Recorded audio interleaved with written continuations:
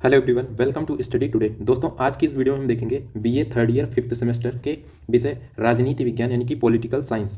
तो political science के द्वितीय यानी कि फिफ्थ सेमेस्टर के द्वितीय प्रश्न पत्र का आज हम सिलेबस देखूंगा। यह सिलेबस राष्ट्रीय शिक्षा नीति एनईपी 2020 पर आधारित होगा, यानी कि न्यू जो नया सिलेबस है उस पर बेस्ड होगा। तो इस सिलेबस का यानी कि राजनीति विज्ञान के फिफ्थ सेमेस्टर का जो द्वितीय प्रश्न पत्र है उस पेपर का नाम है लोक प्रशासन के सिद्धांत यानी कि प्रिंसिपल्स ऑफ पब्लिक एडमिनिस्ट्रेशन। यानी कि जो द्वितीय प्रश्न पत्र है उसका नाम है लोक प्रशासन के सिद्धांत अर्थात प्रिंसिपल्स ऑफ पब्लिक एडमिनिस्ट्रेशन। तो इसी चीज़ का आज हम सिलेबस देखूंगा। इस सिलेबस में टोटल 8 यूनिट दी गई हैं और 8वें यूनिट में जिन जो भी इंपॉर्टेंट टॉपिक्स है सिलेबस के अकॉर्डिंग उन सभी को हम देखेंगे। तो चलिए हम शुरू करते हैं इस वीडियो को।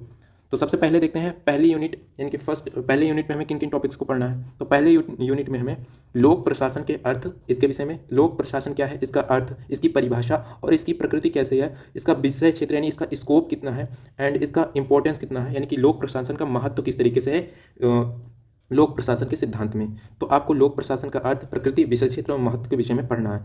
और साथ ही साथ इसी यूनिट में एक अनुशासन के रूप में लोक प्रशासन का विकास किस तरीके से हो सकता है या किस तरीके से हुआ है, तो इसके विषय में भी आपको पढ़ना है। तो इस तरीके से यूनिट 1 में लोक प्रशासन के अर्थ, प्रकृति, विषय क्षेत्र एवं महत्व के विषय में पढ़ना है और एक अनुशासन के रूप में लोक प्रशासन का विकास किस तरीके से हो सकता है उसके भी विषय में अध्ययन करना है।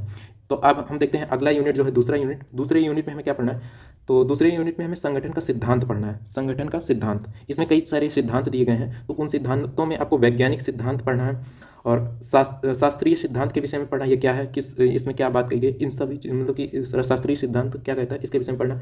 आगे इसमें है मैक्स वेबर का नौकरशाही सिद्धांत।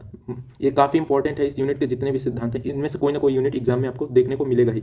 तो मैक्स वेबर का नौकरशाही सिद्धांत क्या है। आगे हम देखते हैं मानवीय संबंध सिद्धांत, ये क्या होता है। निर्णय निर्माण, इसी को बोलते हैं निर्णयन सिद्धांत, तो इसके विषय में आपको बताना है। और पारिस्थितिकीय सिद्धांत, तो इस तरीके से इस यूनिट में सभी सिद्धांत यानी कि सिद्धांत ही इसमें पढ़ना है। तो संगठन का जो सिद्धांत है इसमें वैज्ञानिक सिद्धांत, शास्त्रीय सिद्धांत, मैक्स वेबर का नौकरशाही सिद्धांत, मानवीय संबंध सिद्धांत और निर्णयन सिद्धांत, पारिस्थितिकीय सिद्धांत, इस तरीके के सभी सिद्धांतों को आपको यूनिट 2 में अध्ययन करना है। अब हम देखते हैं आगे अगला जो यूनिट है यूनिट 3। यूनिट 3 में कौन कौन से टॉपिक्स इंपॉर्टेंट हैं यानी कि सिलेबस के अकॉर्डिंग उसे देखते हैं। यूनिट 3 में हमें मुख्य कार्यपालिका जो होती है उसके विषय में पढ़ना है। मुख्य कार्यपालिका क्या है, इसके प्रकार कितने हैं, इसका कार्य क्या है, इसका महत्व क्या है, इसका कार्य क्या है और इसके सूत्र के विषय में बताना, स्टाफ के विषय में बताना है। और स्वतंत्र नियामकीय, ये क्या होता है, इसके विषय स्वतंत्र नियामकीय आयोग होता है, इसके विषय में आपको बताना। और इसी में एक और टॉपिक है प्रत्यायोजन, इसके विषय में आपको पढ़ना है। तो यूनिट 3 में आपको मुख्य कार्यपालिका क्या है, इसके प्रकार, इसके कार्य, इसके सूत्र, स्टाफ, स्वतंत्र और इसमें स्वतंत्र नियामकीय आयोग और प्रत्यायोजन के विषय में आपको पढ़ना है। आगे हम देखते हैं यूनिट 4। यूनिट 4 में हमें किन किन टॉपिक्स को पढ़ना है।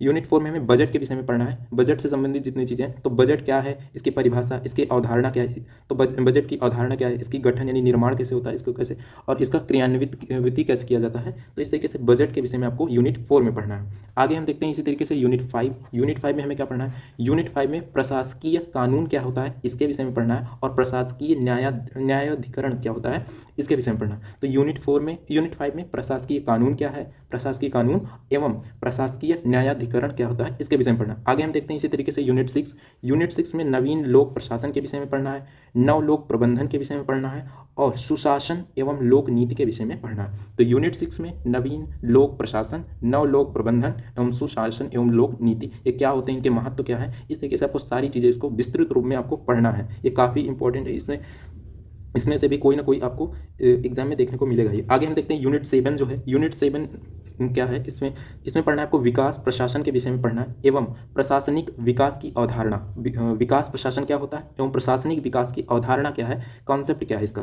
तो इस तरीके से आपको यूनिट 7 में विकास प्रशासन क्या होता है, प्रशासनिक विकास की अवधारणा क्या है। आगे देखते हैं लास्ट यूनिट इस सिलेबस का जो कि 8वीं है। इसमें 8वें में हमें पढ़ना क्या है, इसमें पढ़ना है भारतीय प्रशासन का विकास, प्राचीन विकास कैसे हुआ, इनकी भारतीय प्रशासन का विकास कैसे हुआ प्राचीन काल में, उसके बाद मध्यकालीन कैसे विकास हुआ, उस समय की कैसे स्थिति थी, उसके बाद आधुनिक वक्त यानी कि इस समय के दौर में किस तरीके से भारतीय प्रशासन की व्यवस्था है, इसका विकास किस तरीके से हुआ। तो इस यानी कि यूनिट 8 में भारतीय प्रशासन का विकास प्राचीन काल में, मध्यकाल में और आधुनिक काल में किस तरीके से हुआ, इसके विषय में आपको विस्तृत रूप में पढ़ना है। तो इस तरीके से हमने देखा यानी कि राजनीति विज्ञान के 5th सेमेस्टर के द्वितीय प्रश्न पत्र का जो कि नाम है, इस पेपर का नाम जो कि लोक प्रशासन के सिद्धांत है। तो इसके इस सिलेबस को देखा। सिलेबस में टोटल 8 यूनिट थी। 8वें यूनिट के जो इंपॉर्टेंट्स थे उनको हमने सिलेबस में देखा।